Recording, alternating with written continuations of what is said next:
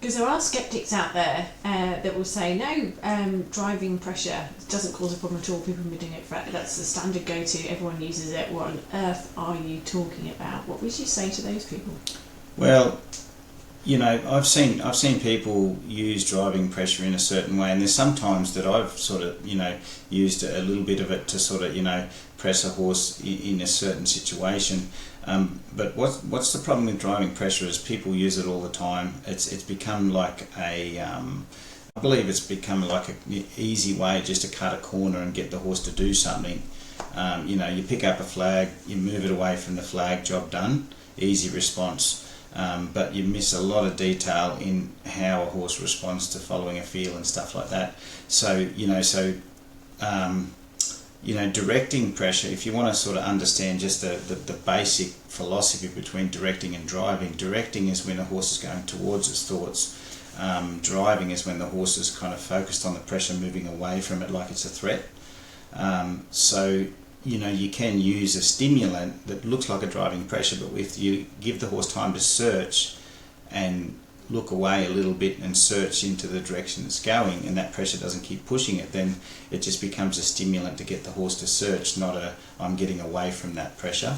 But most times what I see in all the problems I see at clinics is people just pick up a flag, pick up their energy, whatever it is, push the horse away from it, the horse gets away from it, creates distance from that thing that made them feel not so good, and because they've created distance from that stimulant that created a negative feeling, they feel that they've escaped from it for a bit. But then what happens, it reinforces the fact that us coming towards them, or the flag coming towards them, or the stick coming, or the waving rope coming towards them is a threat, and they best move away from it to keep safe. So then they spend their whole life thinking those things could be predatorial because they're escaping from it as if they would escape from something in the wild.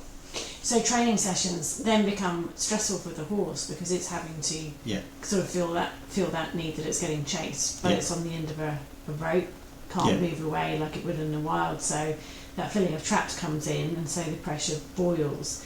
So do you see horses changing their relationship with their human because of these sorts of training that is using the chasing as part of it? So I see people sometimes trying so hard to make a very good relationship with their horse, but they fall back on, quite often fall back on driving techniques quite often when they're guiding their horses, and they're in this kind of revolving door of trying to make their horse feel good.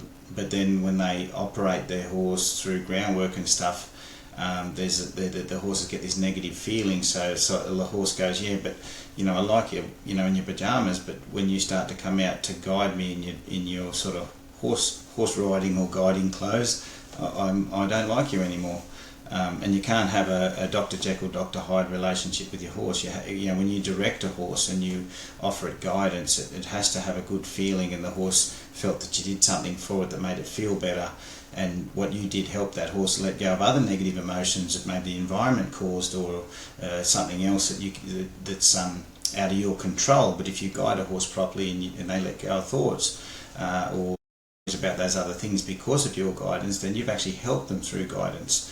But if your guidance is kind of creating a negative feeling all the time, then basically you're just stacking up anxiety. So the rattly truck that drives by worries the horse, and then you go to guide it and it worries it again. So your anxiety stacking all the time, and that's why that anxiety is building up in horses and not releasing, because a lot of times we haven't mastered the art of directing a horse in a way that makes them feel good.